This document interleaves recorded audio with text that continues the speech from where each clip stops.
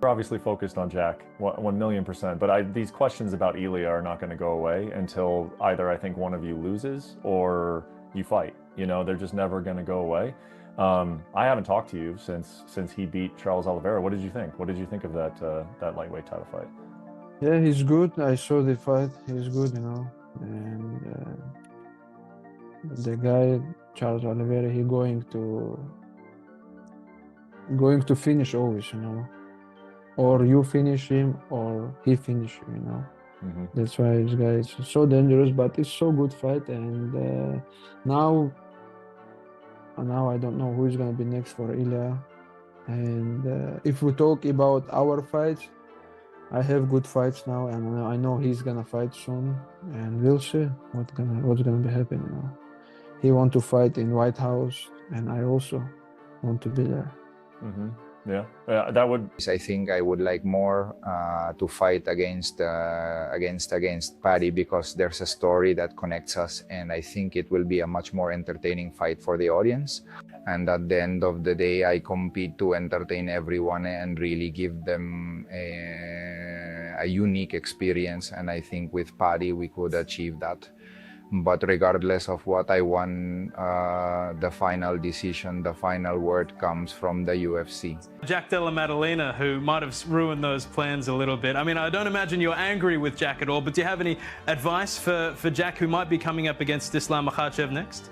The advice, like, he has to work the straight body shots, his intentions of the takedowns, and he's doing a great job at the striking. I like how he fights. First up, let's talk Pereira at 205 pounds. This isn't some beginner's lesson in fighting. This is a clash of physics, a collision of mass and technique, so brutal it should come with a government warning. You don't take him down. You ask for permission to move his posture. Styles matter, sure, but when mass is involved, it breaks styles. If you think you're gonna storm through him with a wrestling game, you're about to meet a mountain that doesn't panic. Now, before you start fantasizing about chain wrestling or low single attempts, let me paint you a picture. If that left hook lands clean, your plans will scatter faster than a dropped wallet in a crowd. Imagine trying to lock in a single leg on a bronze statue, pissed off that you touched it. All the time your brain files a complaint, your coach is Googling how to fix your soul with duct tape. Physics? Unbeatable. Your dad? Yeah, he sucks balls at physics too, but Pereira is a different breed. And I don't know, this question is like, some of them ask me, you want to defend the belt more than Khabib? We never talk about this, and you know, it's like, for me, it's the stupid questions, you know, because he's my brother. You know, if he don't want to I beat his record, he never helped me, you know. But you know, he's still, I told you, he's still like now 2 months without family. He support all team. You know, these guys just dream for him to make the new champions in our gym, you know. Because one of the day he told me, because why he did this, you know, not just for one guy, you know. If someone become champion, he changed life for like many people, for his family, for his brother, sister, friends, you know. Next, we're diving into Ilia's debut, the one that might break the UFC into something else entirely. The man's a buzz, an electric buzz. The question is, does he actually headline that card, or does he haunt it like a polite ghost? The rumors are circulating, sure, but what do they mean? Does it happen, or do we just sit around in suspense? A new broadcast era means a new face, and Ilia, he's that new face, with the intensity of a beast wearing a business suit. The UFC might claim it's just a rumor, but don't chase the announcement, chase the implication. If Ilia heads the show, we're witnessing velocity become religion. If he doesn't, well, suspense is a currency, and humans, as you know, love waiting rooms with fistfights at the end. Picture it, TV execs squabbling over fonts, while Ilia shadows boxes in a hallway like a hawk that learned accounting. Ilia's fight could turn this company into something it never imagined. But Tom Aspinal, basically, Cyril Gane went bowling and used Tom Aspinal's face as a bowling ball. All he was missing was a thumb in the mouth, I swear. He had 2 fingers up top in each eye, 1 thumb in the mouth, and Cyril was about to bowl a strike with Tom Aspinal's head. It was a tough one to watch, but a lot happened aside from the eye poke, unfortunately, it did end with the eye poke. And that is being like seen as some kind of like loss for Tom. I think the fact that this went past 2 minutes was always going to be seen as some kind of loss for Tom. So unless it went perfect for him, as it usually does, I think anything will be seen as like, this was the worst. Oh my God, he did terrible compared to what he normally looks like. This was a bad performance from him because it went 4.5 minutes long into the fight. So therefore that's how people are going to perceive this. But I think there's some kind of like, people are doing like some kind of victory lap for the loss of Tom Aspinal from him being gouged in his eyes and the fight being called off, when really collectively we should be like, oh well. Well, let's see what happens next time when we rebook this rematch. But yeah, there's a lot to talk about in this fight because not only was Tom Aspinal eye poked, and it was really bad, and we can talk about the logistics of the eye poke and how that works and how it can be solved, and maybe we'll get into that a bit afterwards, but Ciryl Gane was looking good. If you think every time you lift a fighter and drop him is a takedown, you're either a statistician or a fool. Daniel Cormier has had enough, and so have we. That lift-drop combo, that's not a takedown, it's a toxic relationship with the scorecards. You didn't conquer the position, you just rearranged the furniture while the fighter screamed. The fact is, we need a unified definition of control, or we're going to see more amateur hour at the judges' table. If control didn't break, you didn't retake anything.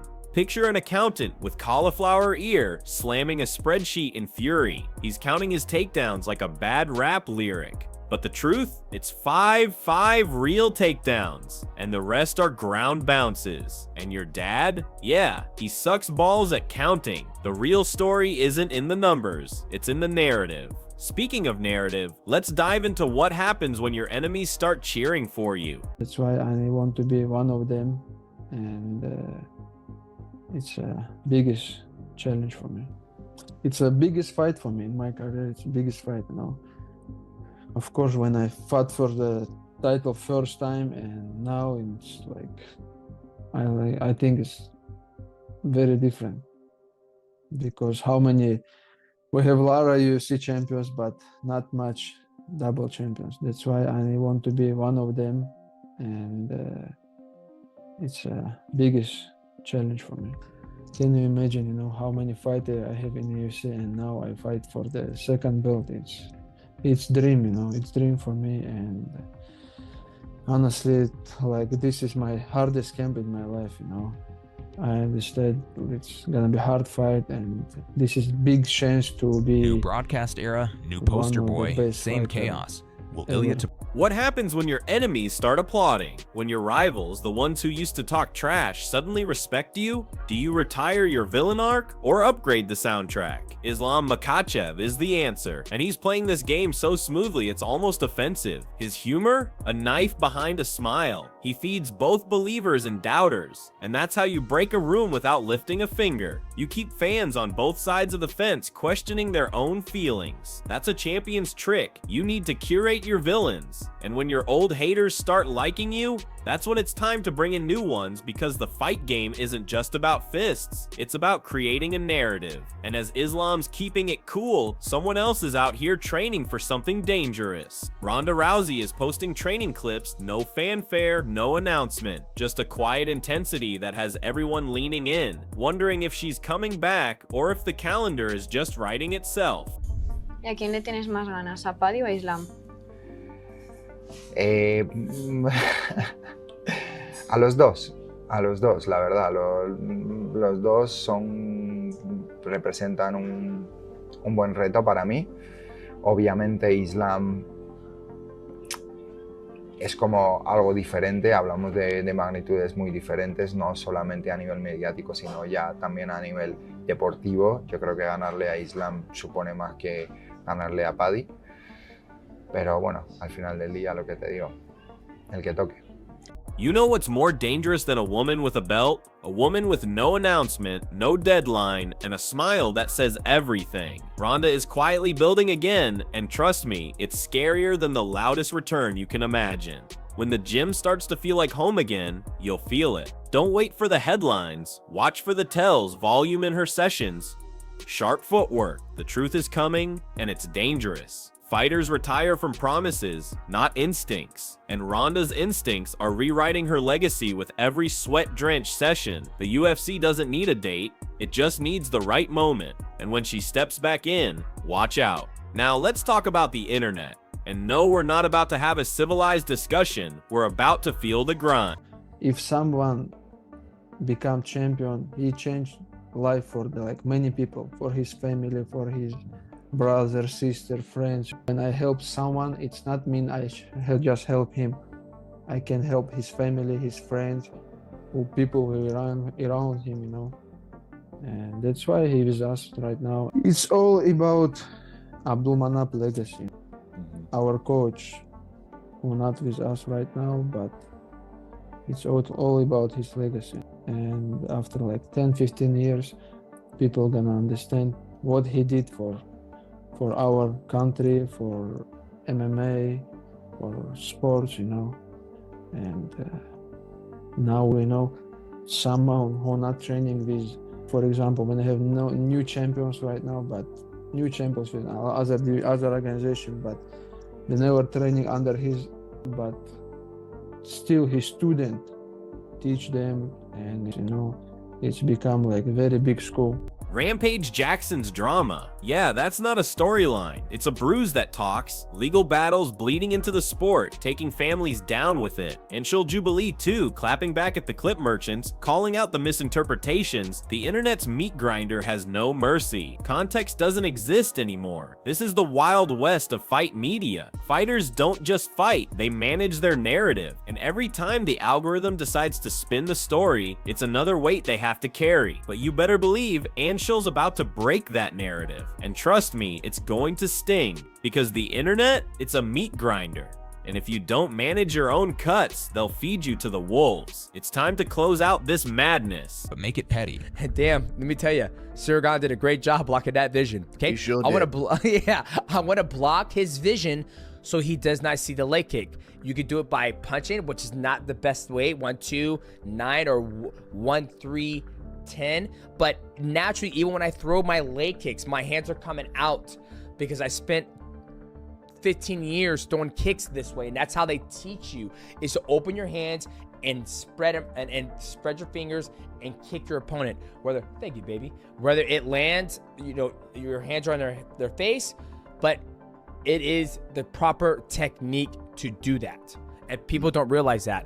When you see Muay Thai guys, you can't see because they have boxing gloves on, but their hands are open when they throw.